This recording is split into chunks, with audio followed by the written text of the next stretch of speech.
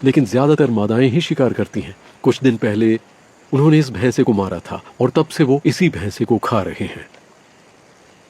ये मादाओं को इसके आसपास भटकने भी नहीं देता, और अगर वो आने की कोशिश करें तो वो देखिए, वो कह रहा है कि सोचना भी नहीं।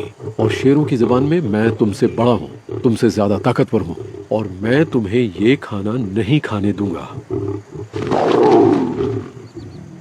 लेकिन अगर आप गौर करें तो वो डरा धमका रहा है, जोर जोर से गुर्रा रहा है, लेकिन वो असल में मादाओं को कोई नुकसान नहीं पहुंचा रहा है।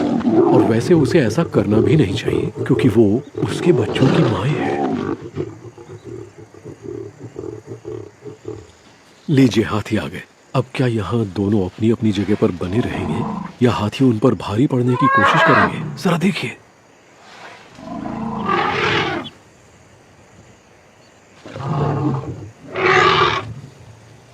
आपने देखा वो मादा हाथी कैसे शेर को डरा रही है, क्योंकि उसके साथ एक बच्चा है। वो कह रही है पीछे हटो।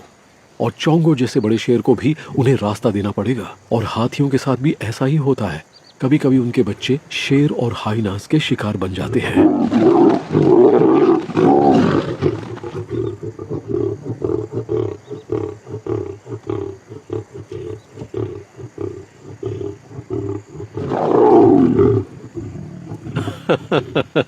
चोंगो की तरकीब मुझे अच्छी लगी कि लो मैं खाने पर लेट ही जाता हूँ, वरना मैं अपनी आंखें बंद करूंगा तो तुम सब इसमें मुंह मारने की और इधर उधर से खाने की कोशिश करोगे।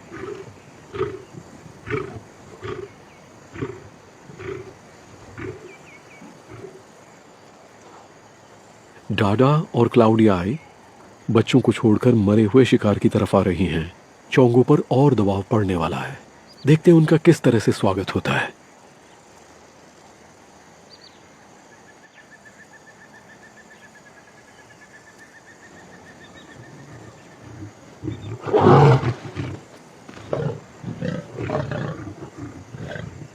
अब मामला जरा बिगड़ गया।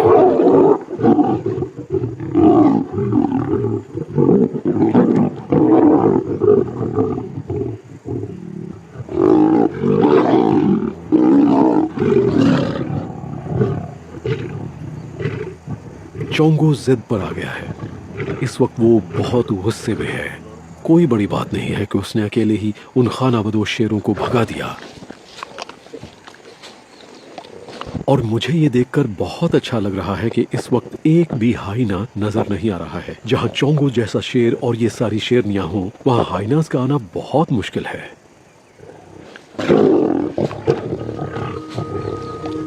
शेरों की जमात इसी पर चलती है, साथ मिलकर काम करना। उनमें झगड़े हो सकते हैं, लेकिन फिर भी वो साथी हैं। मादाओं को उसकी जरूरत है और उसे मादाओं की। कई बार ऐसा हुआ है कि शेरों ने बहुत स्ट्रगल की है, लेकिन फिलहाल 4 शेरनियां एक साथ हैं, उनके बच्चे हैं और साथ में ग्रुप का एक बड़ा शेर है। वो सब हट्टे कट्टे हैं और ये देखकर बहुत अच्छा लगता है, भले वो खाने के वक्त थोड़ा लड़ते झगड़ते हो।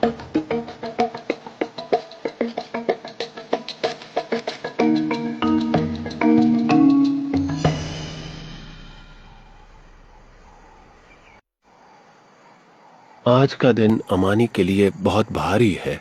सच में क्या कहूं, वो बहुत ज्यादा परेशान है। मैं कब से इन चीतों के पीछे घूम रहा हूं।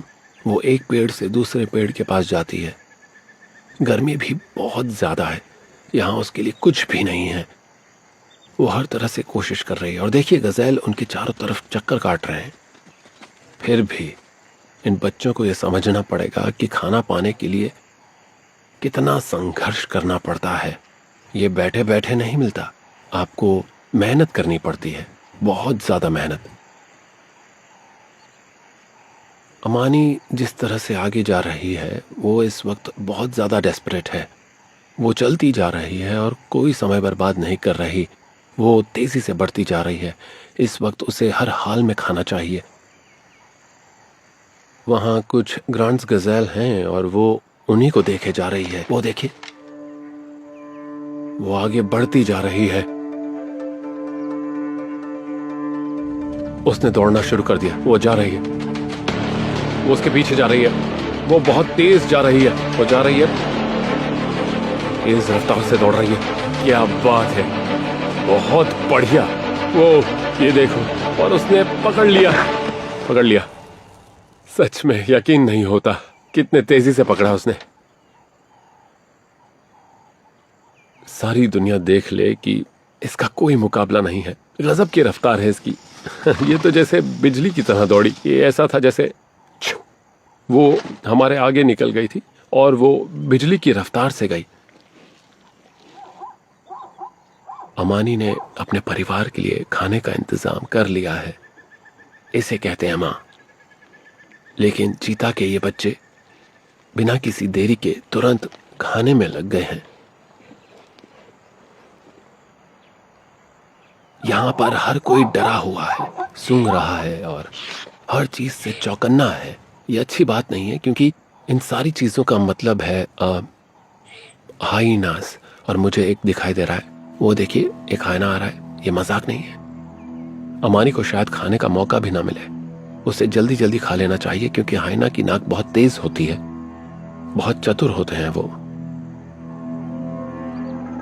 वो जितना ज्यादा से ज्यादा हो सकता है खाने की कोशिश कर रही है, इससे पहले कि हाइना को पता चल जाए, और उसे यहाँ पहुंचने में ज्यादा टाइम नहीं लगेगा। देखिए, बच्चों ने बहुत ज्यादा नहीं खाया है, उन्हें खाते रहना चाहिए, इससे पहले कि हाइना यहाँ पर आए और शिकार को ले जाए।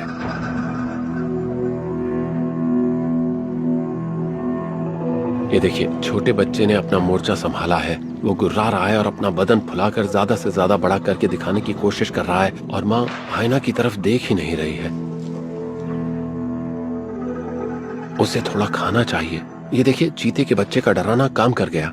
हाइना अपने होंठ चाट रहा है और चीता खाने में लगे हुए हैं। क्या बात है, बच्चा कह रहा है मैं यहाँ खड़ा हूँ, अब मैं अपनी पूरी फैमिली को बचाऊंगा। हाइना धीरे धीरे बोल रहा है। वो चीतों से कह रहा है कि मुझे खाना चाहिए, अच्छा होगा कि तुम चले जाओ। अगर हाइना चीता से लड़ने पर आ गया तो चीता कुछ नहीं कर पाएंगे, कुछ भी नहीं। वो देखिए, वहां थोड़ी बहुत लड़ाई हो रही है। वाह, हाइना थोड़ा जोर से चिल्ला रहा है। लेकिन ये बड़ी अजीब बात है कि चीता पीछे नहीं हटा, वो भागा नहीं। बच्चे एक साथ मिलकर एक टीम की तरह काम कर रहे हैं। वो फिर आ गया, वो उसे लेकर रहेगा, और ये देखिए, उसने ले लिया। हाइना ने पूरा जोर लगाकर उसे हासिल कर ही लिया और चीतों को पीछे हटा दिया। माँ ने उसे रोकने की कोशिश भी नहीं की। उसे पता है कि उससे किसी भी चीज के लिए लड़ने में कोई फायदा नहीं है। चीता की फैमिली जा रही है, वो बहुत खुश है। वो पीछे पलटकर देख रहे हैं और कह रहे हैं कि चलो कहीं और चलकर शांति से बैठते हैं। कमाल है, एक बच्चा उठकर खड़ा हो गया और उसने कुछ देर के लिए हाइना को रोक दिया। इससे पता चलता है कि ये फैमिली दमदार बनने वाली है और बच्चे बढ़िया चैंपियन बनेंगे और आगे चलकर अच्छे लीडर भी।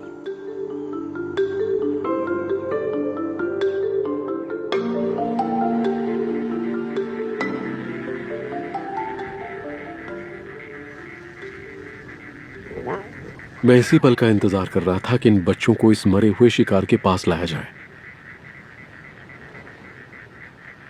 मार्श की इस कहानी में जो चीज गायब हो रही है वो है शेर, यानी हमारे वॉरियर्स। और यहाँ चोंगो है, आज का हीरो, एक दमदार शेर। हम देख ही चुके हैं कि वो क्या कर सकता है।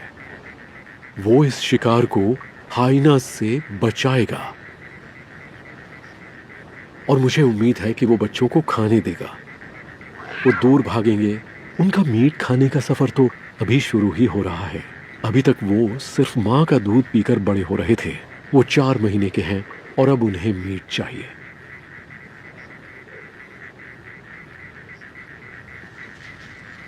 आप उनके टेंशन को महसूस कर सकते हैं। मुझे नहीं पता कि शेर का बच्चा बनना कैसा लगता होगा, मैं सिर्फ अंदाजा लगा सकता हूँ।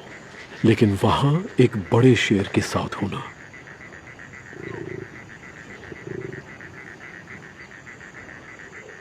लीजिए वो आ गए। एक बच्चा आगे आ रहा है और दूसरा वाला उसे पकड़कर पीछे खींच रहा है। वो पहली बार मीट चख रहा है और चोंगो कुछ नहीं कर रहा, जैसा कि मैंने पहले सोचा था। यही वो चीजें हैं जो मुझे और एंजेला को सुबह सुबह उठा देती हैं और फिर हम उजाला होने से पहले ही मार्श प्राइड की इस कहानी को आगे फॉलो करने लगते हैं।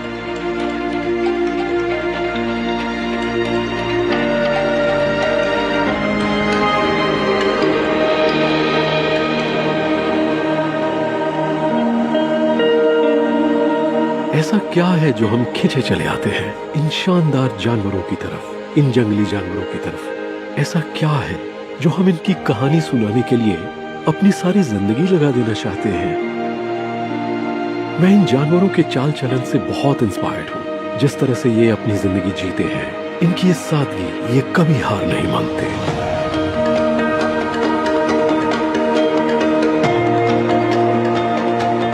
सारी दुनिया में मसाई मारा जैसी कोई जगह नहीं है। ये कहानियां आपके दिल के तारों को झंझना देती हैं और इसीलिए हमें यहाँ आते रहना पड़ता है साल दर साल। और यकीन मानिए, मैं आता रहूंगा जब तक मैं आ सकता हूँ।